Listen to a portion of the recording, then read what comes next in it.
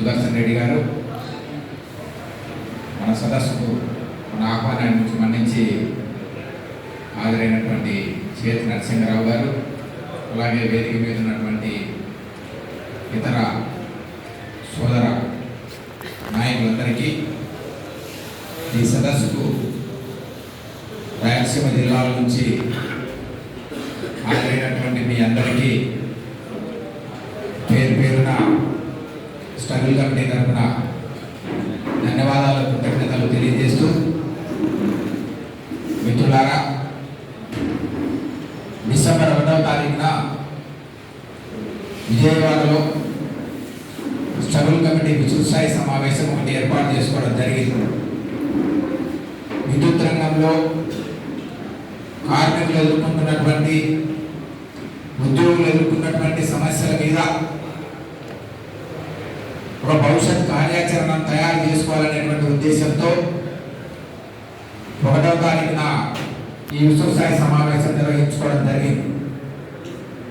ఆ సమావేశంలో నిర్ణయించిన మేరకు డిసెంబర్ 22వ తారీఖున కడపలో ఒక ప్రాంతీయ సదస్సు రాయలసీమ జిల్లాలో ఉన్నటువంటి కార్మికులు, ఉద్యోగులతో కలిసి కడప కేంద్రంగా ఒక సదస్సు నిర్వహించాలని చెప్పేసి అనుకోవడం జరిగింది.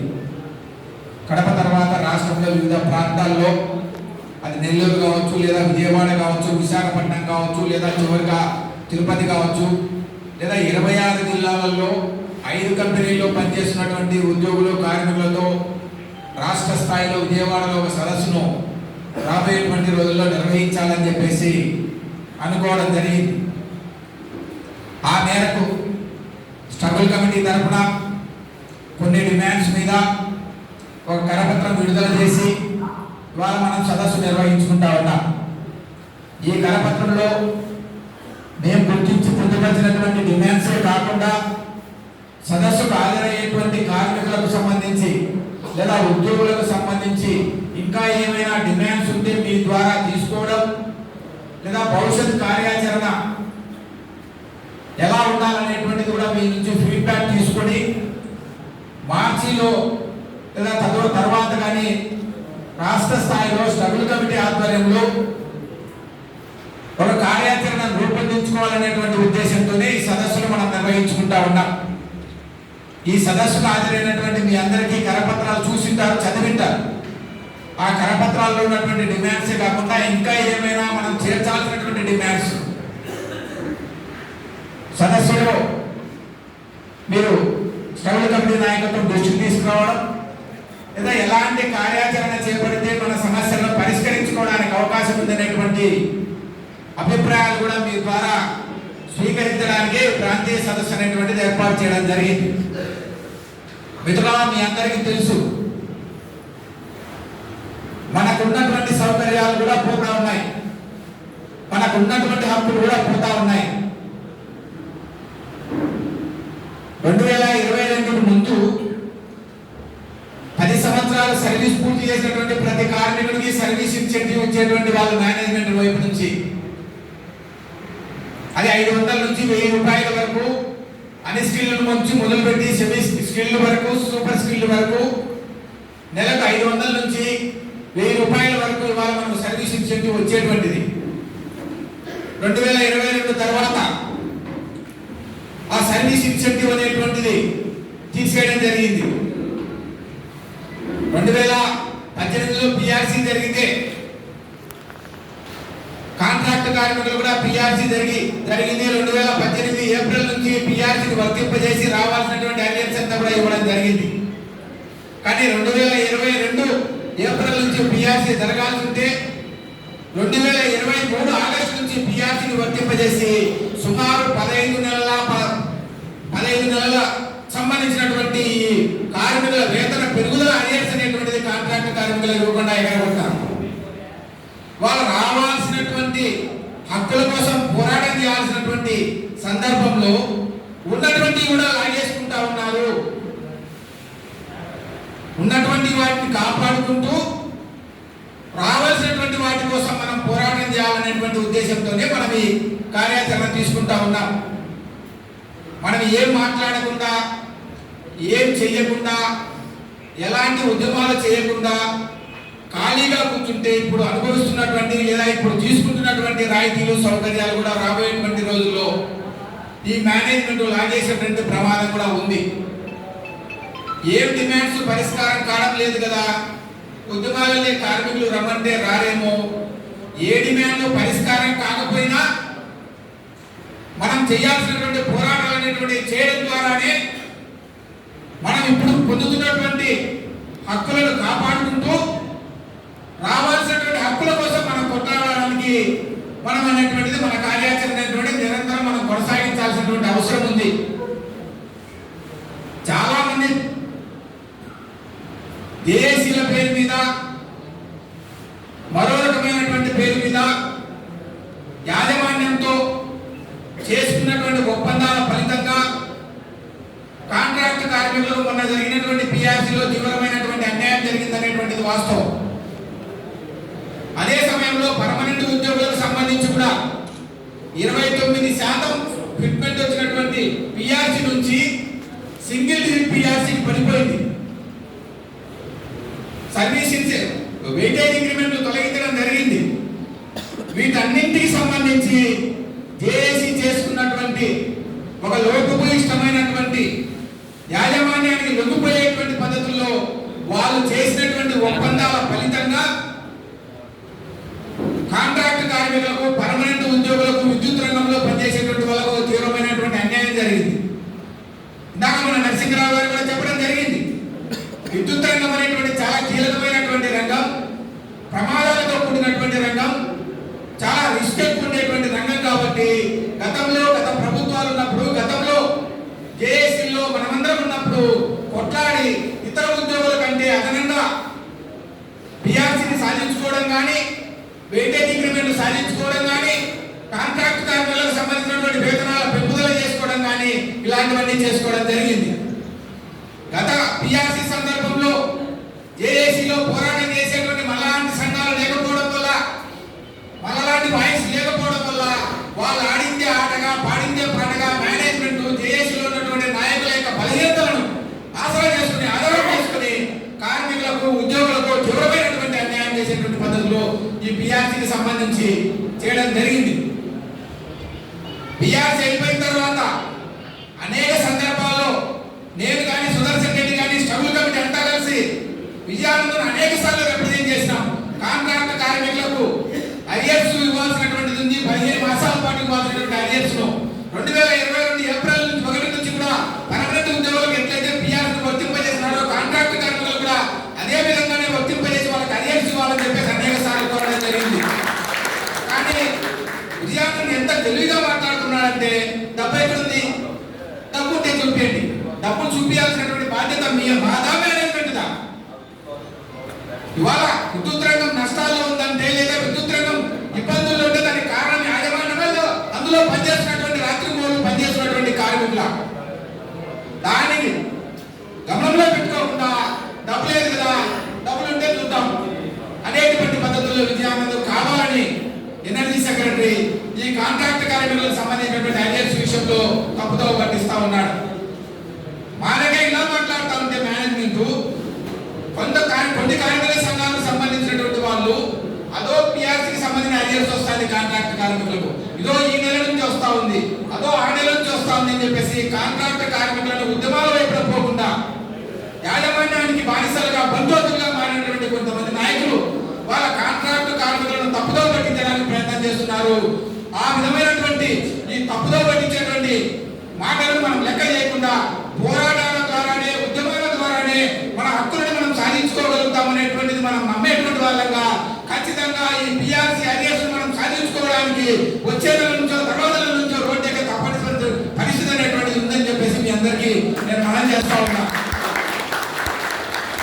2014లో చంద్రబాబు నాయుడు ఇబ్రహీంపట్నం దగ్గర బీటీపీఎస్ దగ్గర చౌరస్తాలో నన్ను అధికారంలోకి తీసుకురాండి, కాంట్రాక్ట్ కార్మికులందరినీ పర్మనెంట్ చేస్తారని చెప్పేసి మాట ఇచ్చినాడు. ఆయన ముఖ్యమంత్రి అయినాడు 14లో. 19 వరకు ఆయన ముఖ్యమంత్రిగా పనిచేసి కూడా కాంట్రాక్ట్ కార్మికులను పర్మనెంట్ చేయాల. 2017లో జగన్మోహన్ రెడ్డి పాదయాత్ర చేస్తూ ఇదే కడప జిల్లాలో ఎర్రగుంటలో నన్ను ముఖ్యమంత్రి చేయండి, మిమ్మల్ని అందరినీ పర్మనెంట్ చేస్తానని చెప్పాడు. ఆయన చెప్పినటువంటి మాట నమ్మి ఆయన మద్దతు తెలిపినారు, సపోర్ట్ చేసినారు. ఉన్నటువంటి విద్యుత్ కాంట్రాక్ట్ కార్మికులు చేయాల్సినటువంటి కృషి అంతా చేసినారు. కానీ ఆయన ముఖ్యమంత్రి 19లో 2024 వరకు కూడా ఆయన ముఖ్యమంత్రిగా ఉండి కాంట్రాక్ట్ కార్మికులకు సంబంధించినటువంటి ఏ ఒక్క సమస్యను పరిష్కరించకపోగా, పర్మనెంట్ చేయకపోగా, వారికి ఉన్నటువంటి సర్వీస్ ఇన్సెంటివ్ తీసుకోవడము, వారికి రావాల్సినటువంటి పిఆర్సీ అరియర్స్ కూడా ఇవ్వకుండా ఆయన కూడా వెళ్ళిపోయినారు. అందులో ప్రభుత్వాలలో వచ్చేటువంటి ముఖ్యమంత్రులు ఎవరు వచ్చినా కూడా కార్మికులకు మేలు చేయాలా, కార్మికులకు న్యాయం చేయాలనేటువంటి ఆలోచనతో వచ్చేటువంటి ప్రభుత్వాలు కానివై ఇవన్నీ అదానీలకు లేదా అంబానీలకు మేలు చేసేటువంటి ప్రభుత్వాలే తప్ప ఇవి కార్మిక వర్గ శ్రేయస్సు కోసం పోరాటం పనిచేసేటువంటి ప్రభుత్వాలు కాదు. కాబట్టి ఈ ప్రభుత్వాలలో ఉండేటువంటి నాయకులు కానీ లేదా అధికారంలోకి రావాలనుకునేటువంటి నాయకులు చెప్పేటువంటి కళ్ళబొల్లి మాటలతో మనం పట్టించుకోకుండా మనం చేయాల్సినటువంటి పోరాటాల ద్వారానే మన హక్కులను కాపాడుకోగలుగుతాం, మన హక్కులను మనం సాధించుకోగలుగుతాం అనేటువంటిది మనం గుర్తించాల్సినటువంటి అవసరం ఉంది.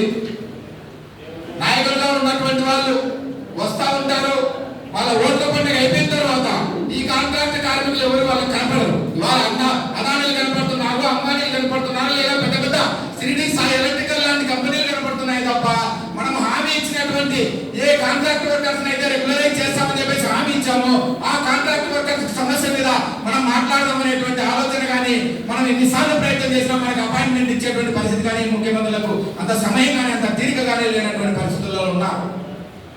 అందులో ప్రభుత్వాలు ఎన్ని వచ్చినా ఏ మారినా అల్టిమేట్ గా మనం చేయాల్సినటువంటి పోరాటాల ద్వారానే మన హక్కులను మనం సాధించుకోగలుగుతాం తప్ప మరో పద్ధతుల్లో ఈ ప్రభుత్వాల దగ్గర ఏదో మనం మెహర్బానీ కోసం ప్రయత్నం చేసిన వాళ్ళు మన సమస్యలు పరిష్కరించేటువంటి పరిస్థితి ఉండదు. తెలంగాణ తరహాలో కనీసం మనం అడుగుతా ఉన్నాం, ఉమ్మడి రాష్ట్రంలో కలిసి పనిచేసినటువంటి కార్మికులు వీళ్ళు వాళ్ళందరూ కలిసి ఒకే రాష్ట్రంలో కాంట్రాక్ట్ కార్మికులుగా పనిచేశారు. అక్కడ వాళ్ళని ఆర్టీజీలుగా గుర్తించి కనీసం టైం స్కేల్ ఇస్తున్నారు, వాళ్ళ రెగ్యులర్ ఎంప్లాయీస్ తో సమానంగా వేతనాలు ఇస్తున్నారు, డైరెక్ట్ గా వేజెస్ ఇస్తున్నారు. కనీసం అలాంటిదైనా చేయండి అంటే పట్టించుకునేటువంటి వాళ్ళు లేరు. పోనీ అది కాకపోతే కాంట్రాక్టర్ల వ్యవస్థ తీసేయండి. 10 సంవత్సరం 60 కోట్ల రూపాయల పైన కాంట్రాక్టర్లకు సూపర్వైజర్ ఛార్జెస్ రూపంలో మీరు చెల్లిస్తా ఉన్నారు. ఆ ఇచ్చే వేతనం మీద డైరెక్ట్ గా మీరే ఇవ్వండి మేనేజ్మెంట్ ద్వారా. మధ్యలో కాంట్రాక్టర్ల వ్యవస్థ తీసేయండి. సంస్థలు నష్టాలు వస్తున్నాయి, సంస్థలు అప్పుల్లో ఉన్నప్పుడు ఈ సూపర్వైజర్ ఛార్జెస్ అనేటువంటి కూడా మిగులుతాయి, జిఎస్టీలు మిగులుతాయి, మరి డైరెక్ట్ గా వేయస్ అంటే దాన్ని కూడా పలికేటువంటి పరిస్థితి లేదు. అందువల్ల ఈ ప్రభుత్వాలు మేనేజ్మెంట్ గవర్నమెంట్ మీకు తోచేస్తుంది, గవర్నమెంట్ చూద్దాం చేద్దాం లేనటువంటి పద్ధతుల్లో వాళ్ళు మాట్లాడుతూ ఉన్నారు. ఈ మధ్య కాలంలో రిప్రజెంటేషన్ తీసుకొని మన విద్యుత్ శాఖ మంత్రి దగ్గరికి పోయినాం. రిప్రజెంటేషన్ ఇట్లా చూసి కాంట్రాక్ట్ కార్మికులు పర్మనెంట్ చేయాలి, అది అవుతారా? అయ్యేటి పెట్టండి అప్పుడు ఏదైనా నా చేతిలో ఉండే డిఎం అయ్యేటా పోయేటా అంటే ఎంత వాళ్ళ మనసులో ఉన్నటువంటి భావనలు ఈ ప్రభుత్వంలో విధానాలు ఏవైతే ఉన్నాయో ఆ విధానాల పరమైనటువంటి అభిప్రాయాన్ని మంత్రి గారు సూటిగా కాబట్టి మన మిత్రులు కూడా కొంతమంది వచ్చారు, ఇది అయ్యేది కాదు పోయేదిగా ఇట్లా ఎందుకు డిమాండ్స్ లో ఏదైనా నాతో అయ్యేది ఉంటే పెట్టుకుంటారని మాట్లాడదాం అంటే వాళ్ళ ఉద్దేశం ఎవరిని రెగ్యులరైజ్ చేయాలనేటువంటి పాలసీ వాళ్ళది కాదు. అందులో వాళ్ళు కానప్పుడు మనం పోరాటాల ద్వారా ఈ ప్రభుత్వాలను లొంగదీయాల్సిందే, ఈ ప్రభుత్వాలను ఒత్తిడి చేయాల్సిందే. అలాంటి వైపున మనం చేయాలి తప్ప ఏం కాలేదు కదా, ఏం జరగడం లేదు కదా అని ఉద్యమాలు చేయకుండా, రోడ్డు ఎక్కకుండా, ఎవరు డ్యూటీలు వాళ్ళు చేసుకుంటా మరియు మనం విధేయతతో మేనేజ్మెంట్ ఉంటే మన హక్కులను మనం కాపాడుకోలేము, రావాల్సినటువంటి రాకుండా మనం సాధించుకోలేము. అందులో మన శక్తి చిన్నదైనా, మనం ఉన్న సంఘాలు చిన్నవైనా మనకు బలమైనటువంటి సంకల్పం ఉంది. కార్మికుల కోసం పోరాటం చేయాల్సిందే, అవసరమైతే ఎంత వరకైనా పోవాల్సినటువంటి దానికైనా మన స్ట్రగుల్ కమిటీ నాయకత్వం సిద్ధంగా ఉంది. కానీ జేఏసీకి అలాంటి సంకల్పం లేదు. జేఏసీ తన ప్రయోజనాలను నెరవేర్చుకోవడానికి తప్ప మరో విధమైనటువంటి ఆలోచన లేదు. వాళ్ళకి అలాంటి ఆలోచన ఉంటే గత నవంబర్ 22వ తారీఖున మేనేజ్మెంట్ హెచ్ఆర్ కమిటీ మీటింగ్ అని చెప్పేసి 5 కంపెనీల సిఎండీలతో కలిపి యూనియన్లతో కలిసి ఒక మీటింగ్ ఏర్పాటు చేసిన ఆ మీటింగ్ లో ఈ కాంట్రాక్ట్ కార్మికులకు సంబంధించినటువంటి అరియర్స్ గురించి కానీ లేదంటే ఈ కేటగరైజేషన్ కానీ మిగతా ఇతర డిమాండ్స్ కూడా మనం మాట్లాడచ్చు. ఒక మంచి ప్లాట్ఫామ్ దొరికింది.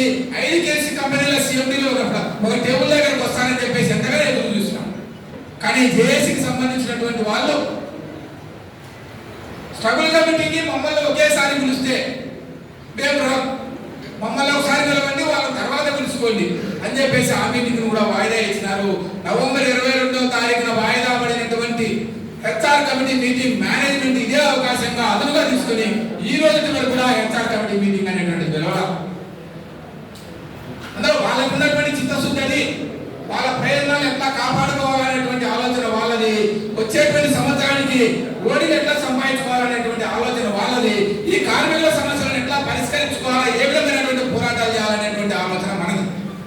అందులో మీరు ఇచ్చేటువంటి సూచనలు సలహాలు, మీరు ఇచ్చేటువంటి మద్దతుతోనే గట్టిగా బలమైనటువంటి పోరాటాన్ని మన శక్తి మేరకు విజయవాడ వరకు నిర్వహించడానికి అసెంబ్లీ సమావేశాల సందర్భంగా అయినా సరే మనం ముందుకు పోవడానికి ట్రబుల్ కమిటీ సిద్ధంగా ఉంది.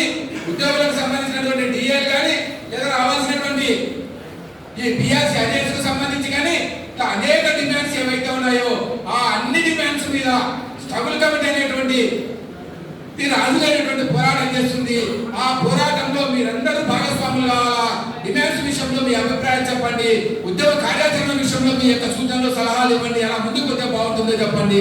ఎక్కడా రాజీ పడకుండా తగ్గకుండా మన యొక్క కార్యాచరణ కొనసాగిద్దామని చెప్పేసి తెలియజేస్తూ నాకు అవకాశం ఇచ్చినటువంటి మీ అందరికీ ధన్యవాదాలు.